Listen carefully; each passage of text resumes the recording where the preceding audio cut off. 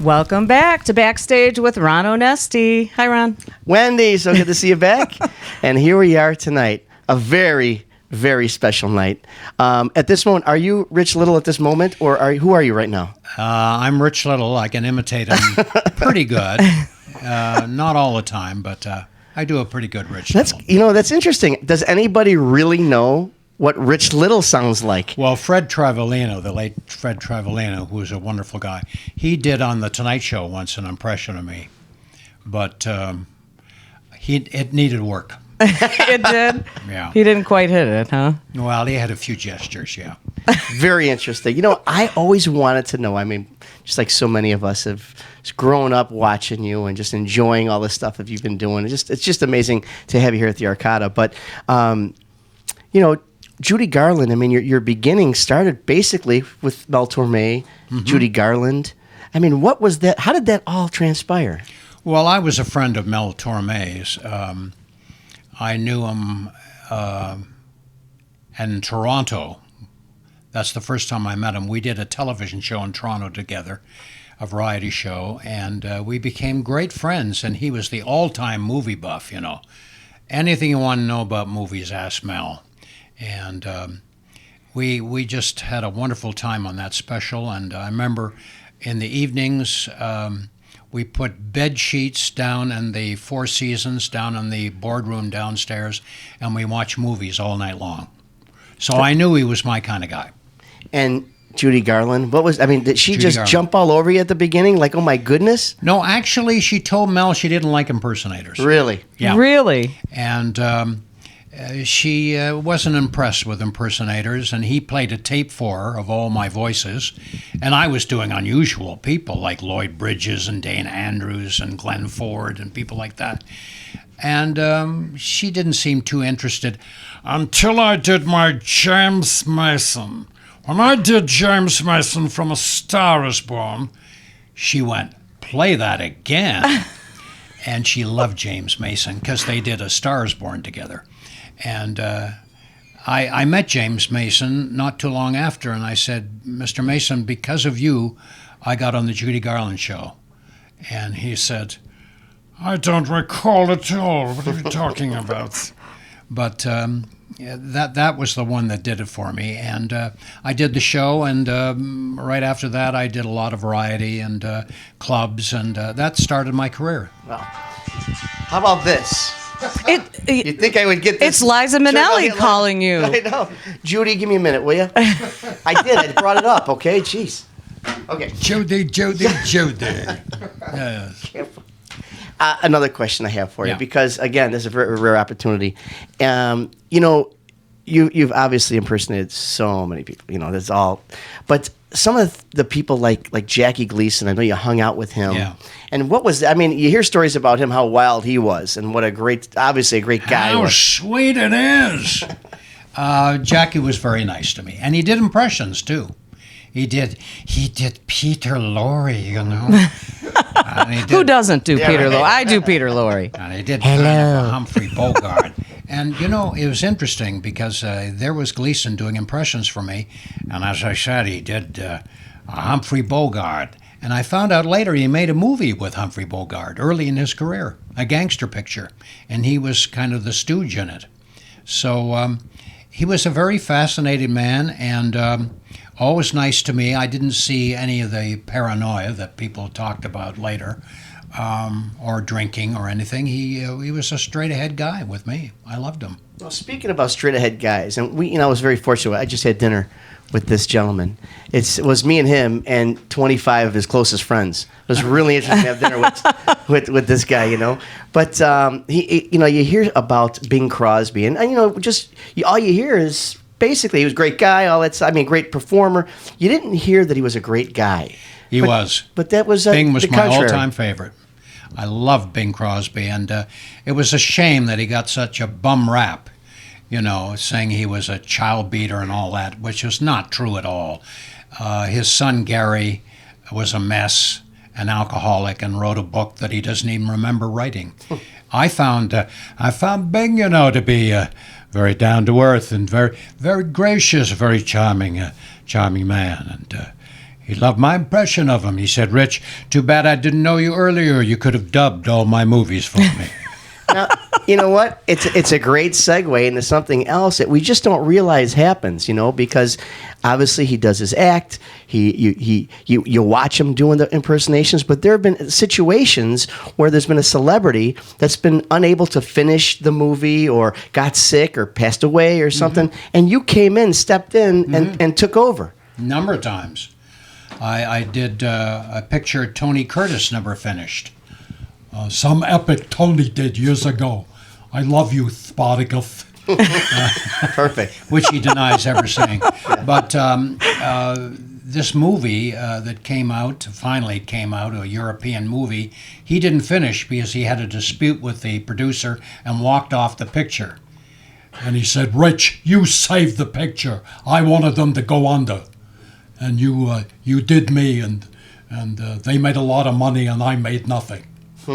But I did also Gene Kelly. I did Gene Kelly's voice for a Christmas special, and Gene had that kind of, that throaty kind of voice that he had. And I did David Niven for the Curse of the Pink Panther. And Revenge of the Pink Panther, and I did Peter Sellers after he was deceased. I did a few lines for a Pink Panther movie as Peter Sellers. Yeah, you just don't realize that kind of stuff. It's like a doctor. You got to come in, get a specialist, or who would you call, right? If you need a voice specialist, you don't realize that, but that's the guy you call. Now, I understand you obviously there's some impersonations that probably take you just a couple minutes, an hour or two, but I also understand Sinatra took a little longer. I'm still working on Sinatra. I have yet to hear a really great Sinatra. Even yours truly does them at times not bad, but the one thing about Frank somebody told me years ago was try and sing along with Frank when you hear him singing on the radio or on a record. It's almost impossible because his phrasing was so unique. Very tough voice to do. And one time I did a benefit with Frank, and I was on stage doing my Frank Sinatra impression. He snuck up behind me. I didn't even know he was there. And he put his hand on my shoulder and said, Richie, tugging my sleeve. Tugging? Yeah. Well, speaking about the Rat Pack, those roasts. Those roasts Dean were Martin fun. roasts. We all saw what they saw, what we saw, right? We saw what Dean did and everything. But what was it like before the show or even after the show? Did you guys just hang out? Look at those people. Did you guys all go try to hit on Ruth Buzzy? Or what'd you do? and we just lost Jonathan Winters. What a tragedy. Johnny Winters. Oh, it was wonderful. Rich, if you could talk in my voice 24 hours a day, you'd be a bigger star. But, I was just thinking about him when he passed. Not many people of those roasts are left. Don Rickles is still around. He doesn't know it, but he is.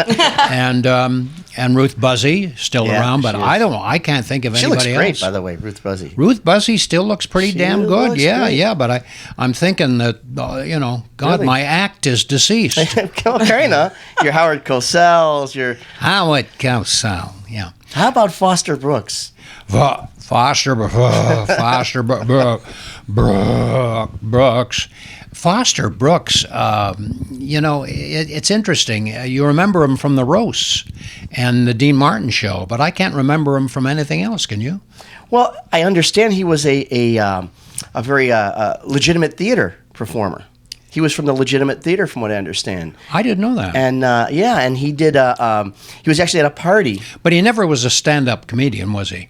Later. Was he? Later, after all the Dean Martin stuff, then he went back and he tried. But you know what? I even happened to see something with him, and it was a little bit older, a little heavier Foster Brooks, and it really wasn't pulling off. It wasn't the best, I remember him as the Boy Scout. Remember the Boy Scout, the Scout leader rather. Yeah. He came out and. Oh yeah, Foster Brooks and Jonathan Winters and Charlie Callas always came out as a character, Frank Sinatra's school teacher or his drill instructor or something, Charlie Callas. Yeah, Charlie Callas. Wow. He was a funny man. Where did those sounds? Could you do those sounds? I mean, really? That was his whole act. It was.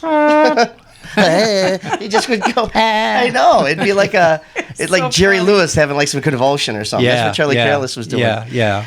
I have a question for you, Rich. Yeah. Do you remember the first impression you ever did? My mother. Yeah. And your teachers. Richard, I saw you on the Ed Sullivan Show. What did you think, Mom? I didn't like the tie. It didn't match the jacket. Otherwise, you were excellent. Spoken like a true mother. True mother. Yeah. Now, you're here at the Arcada Theater. Very excited to have you here, first time here. Yeah. And let me just tell you something. You got a future here, my man. But tell me what you're doing. This whole project. I mean, there's what could be better than Jimmy Stewart? Yeah, I was a great friend of Jimmy Stewart's. I spent a lot of time with him, and we did a lot of things together. We did the Julie Andrews Christmas show together. We did a lot of the roasts. I did a lot of benefits with him, and talked to him all the time. I was talking to Jimmy backstage, and got to know him and his career quite well. And one night we were sitting around, this was about, I'd say about 8-9 years before he passed on. And I said to him, Jim, I've been thinking about doing a one-man show on your life. I actually said this to him. And he said, Rich, why? I said, well, I think it would be interesting. I think it'd be boring. I said, no, Jim, look, you've worked with all these wonderful people. You've had a fabulous career, a great war record. You're a great American. Make a very fascinating story. Oh, I don't think I don't think it's a good idea, Rich. I really don't. I said, why? Well, for one thing, if you did a one-man show on me, the way I talk, your show would be about 8 hours long. It's something. You see, obviously watching a lot of clips. I mean, hundreds of clips with you on there, Rich, and all the different shows you're on. It's just really amazing to me to see. You could see the love. You could see the respect between, especially with Jimmy Stewart, especially who got a tremendous kick out of you. President Reagan. Yeah, President Reagan and Johnny Carson and Jimmy Stewart. Those are my 3 favorites of all time, yeah. And I knew all 3 of them. I didn't know Johnny that well. You didn't know anybody that well? Johnny really didn't even know himself. Well, you played Johnny in a movie. Yes, I did. The Late Shift. I played Johnny Carson. I remember that, yes. That had to be kind of thrilling to get to score that. I mean, to play one of it was a pretty good movie, and the only thing I remember about it was I had to dye my hair gray, and then I had to go and do a club date, and then come back and do some more shooting on the movie, and so I'm rinsing my hair and dyeing it and rinsing it and dyeing it. So that's why I lost a lot of hair. But me too. Johnny liked that. He actually told a couple of people, he said, I think Rich does me better than I do. You were fabulous in that. I remember when that came out. It's a good story. I'll tell you what, I can't tell you how happy, excited, and honored we are to have you here. Well, thank you. This theater has quite a history. It does. We've had 1927? 26, yeah. Wow. Yeah, it's back to the way it originally was, September 6th, 1926 when it first opened. Wow. That's amazing. And from what I understand, some of the people that you portray have played here. So it's pretty, the Little Rascals played here. Yeah. They came on the touring, yes, because this was a vaudeville house too. Al Jolson, somebody that you've played Al once or twice. Mammy. You nailed it. Wow, played here, huh? After Al Duke Jolson. Ellington. Duke Ellington. Wow, quite a history. Well, but, I'm honored to be here then. Well, let me tell you something. You are going to be up on our wall of fame. We've got everybody from Mickey Rooney to Jerry Lewis to Wayne Newton. But having you here again, it's a big thrill. Thank you so much. Oh, you're welcome. Break a leg. All of may all of you break legs tonight. It'll be fun because we're planning to take the show to Broadway. That's what I understand. And, that's what we're aiming for, and we're getting some backers, and it's all a question of getting the money and getting the theater. Hang on, what I got on me? Hang on, let me see. How much? I have a 20. I Will got that help at all?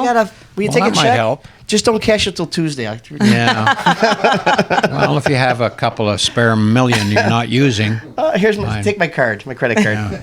Again, Rich, thank you so much. Thank you both That's very an honor. much. Thank you. You're Wendy, welcome. nice job. No, good Another score, one. Ron. Whee! Another one. Break a leg tonight. Okay. Thank you. Thank you, Rich.